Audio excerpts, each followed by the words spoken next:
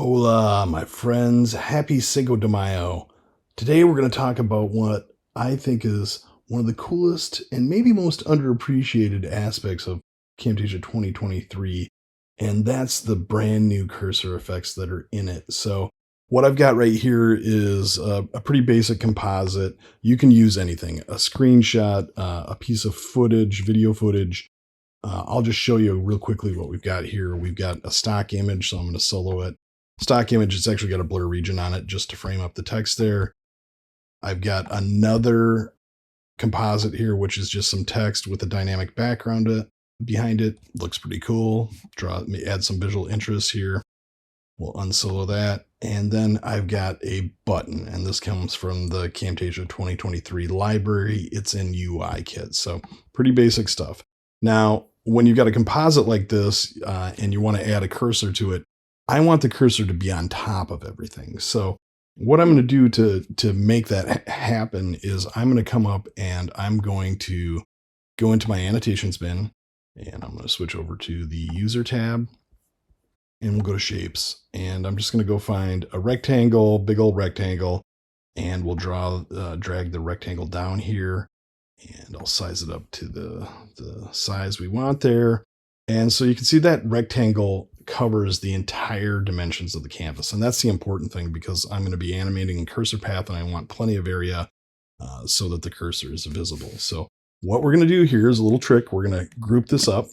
Okay, so now I've got a group, and groups have sizes. And that means I don't actually need this image inside of it. So I'm just going to go ahead and delete that shape. All right, we'll come back out. The group still exists. It still has a size.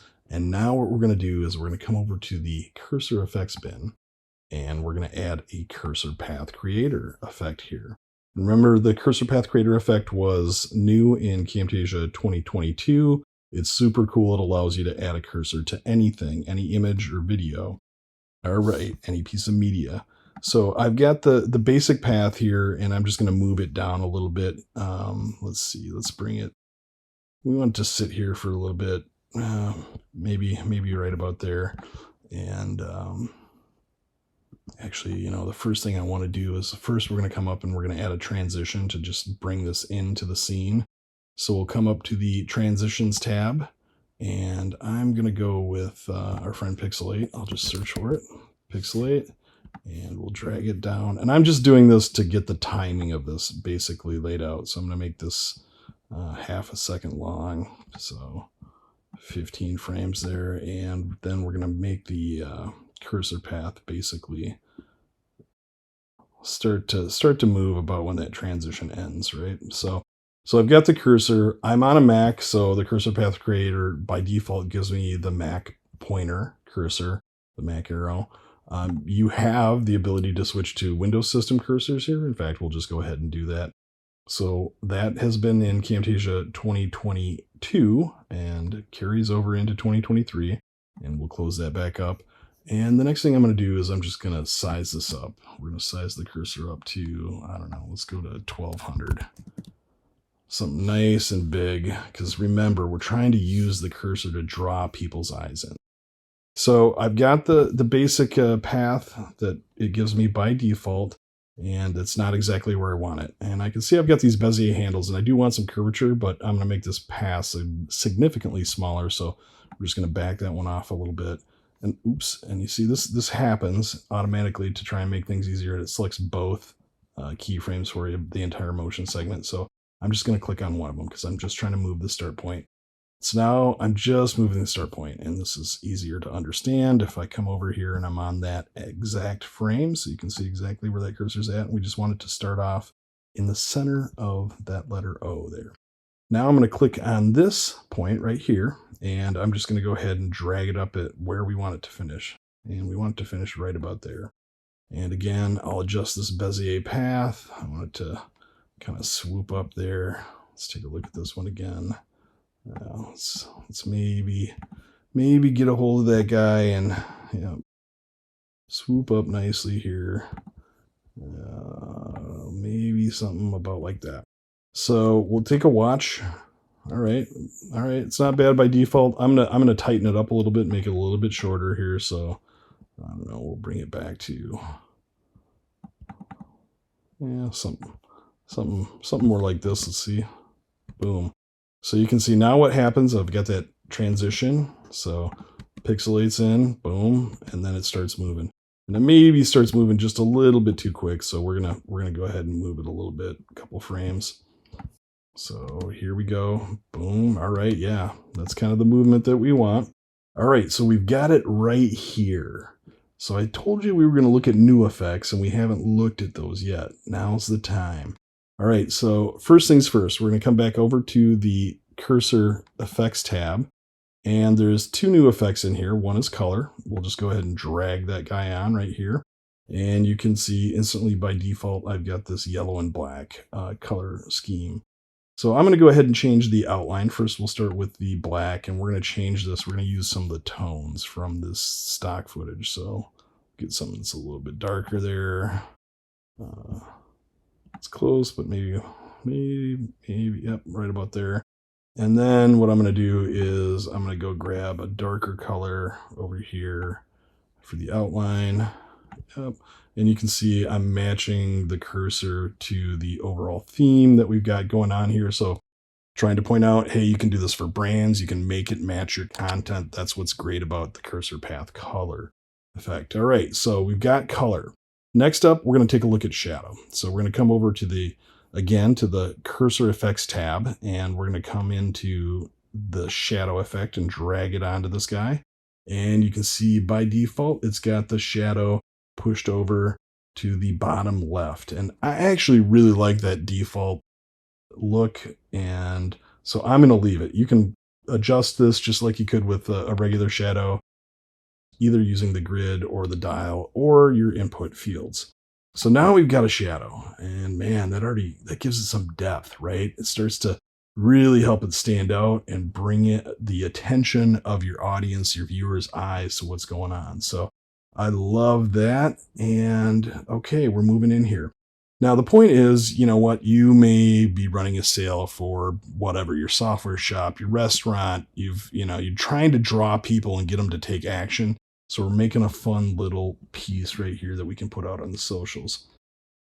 So this comes over, and right about there, it's going to sit there for a couple seconds, and then we're going to go ahead, and what we're going to do is we're going to animate this now. All right, so we're going to go ahead and add a custom animation. I've got a keyboard shortcut that I use for that. So we've added a custom animation, and I'm getting down on the tail end of that animation. I'm just going to bring it down, right? Yeah, about 3 frames is what I want it to be. And at the end of that, we're going to scale it down a little bit. So we're going to take this from 1200. Let's take it down to 1000. Okay, we're going to simulate a click here. So we make it smaller, and then I'm going to advance a little bit here, and I'm going to add another custom animation. Again, remember, you can get to the animations and drag and drop them from the animations tab. And this one, I'm going to make it just a titch shorter, so we'll make it 2 frames. So I get this basic movement right here. Boom. All right, so, oh, I forgot to bring it back up to size. Yep. All right, 1200. Let's bring it back to size. So let's see what that looks like. Bam. Okay. Yeah, all right. It's already starting to look like a click. You know what would really sell this? Let's look at one of these cool options here, right? So I'm on that last keyframe there, and what I'm going to do is I'm going to scroll down, and I'm going to find the shadow effect here, and on that frame, I'm going to bring the offset back to 0. Okay, so we'll just sort of drag through and see what's going on there. You can see as I move in, the shadow starts to disappear, sort of simulates exactly what happens in the real world with light, and that makes this feel like a more realistic click, right? So the shadow disappears until it touches, and then it starts reappearing again as that cursor pulls away from the button. So let's watch it in real time. Bam. Okay, yeah, doesn't that look cool? Just super simple to do. All right, and I'm going to do one final piece, completely optional, and that is actually, I'm going to come over to the cursor tab here in the properties panel, and we're going to scroll down, and I'm actually going to push finish editing because I don't need to be in editing mode to do this. And I'm going to drop into and show you a couple of the new cursor packs. So we've got a neon cursor pack, which is really cool. It's got all kinds of fun looks in here. You can play around with it. We'll talk more about that in another video. But what I'm going to go to is this hand-drawn one, and I really like it. Now, if you're using a recording and you've got the cursor switching back and forth, what I like to do is I like to switch over to all, and that's going to change all of the cursors to this pointer that I'm going to pick out right here, which is this hand-drawn guy right here. So that's a really cool look, and I just, rather than having the cursor switch between I-beams and all the other noise that goes on here, I want to keep it real consistent. Don't have to do this with the cursor path creator because I'm not changing anywhere. I could if I wanted to, but all right. So I've got that simulation. I've got the hand set up the way I want. Oh, I lied. We're going to do one more thing. We're going to come over to the library, and we're going to come down to Emphasis Effects. I'm in the 2023 library, and we're just going to come down, and we're going to find, I think like burst 6 is what we want to do, right? So we're going to get this burst 6 guy and minimize in here a little bit, and we'll drag through so we can see it. Okay, so this is an emphasis effect. It's a burst. And what we want to have happen is we want that to start popping out right when the cursor moves down in its click. So it's maybe just a little bit early. Maybe it's just right. Let's see. Let's watch this. Bam. So, and maybe we like the default colors. Maybe we want to play around with it a little bit. You can go in and, I don't know, get a red from this and start playing around. It's probably a little bit too dark. And yeah, something that you like, that you find maybe it's just white that you want to do here. A little bit of an off-white, a little color in there. All right, we're going to go through and we're going to watch this. Bam. Unselect everything. Bam.